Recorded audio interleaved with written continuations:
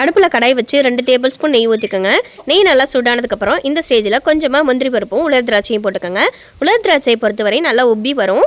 உப்பி வர ஸ்டேஜில் இதை வந்து ஒரு பிளேட்டில் மாற்றி வச்சுக்கோங்க. இப்போ அதே நெய்யில் நீளமாக இருக்கக்கூடிய இந்த சூப்பரான சேமியாவை 1 கப் அளவு நல்லா நெய்யிலே போட்டு நல்லா ரோஸ்ட் பண்ணிக்கோங்க. நல்லா மணக்கிற மாதிரி நல்லா வந்ததுக்கப்புறம் இதுக்கடையில் 1/2 லிட்டர் பாலை ஒரு கடாயில் நல்லா திக்காக தண்ணி ஊற்றாமல் நல்லா காய்ச்சி எடுத்துக்கோங்க.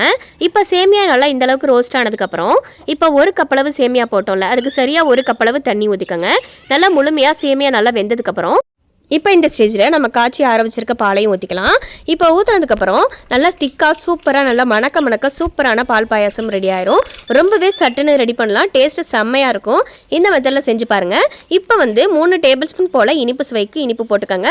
உங்களுக்கு அதிகமாக வேணும்னா எக்ஸ்ட்ரா போட்டுக்கோங்க.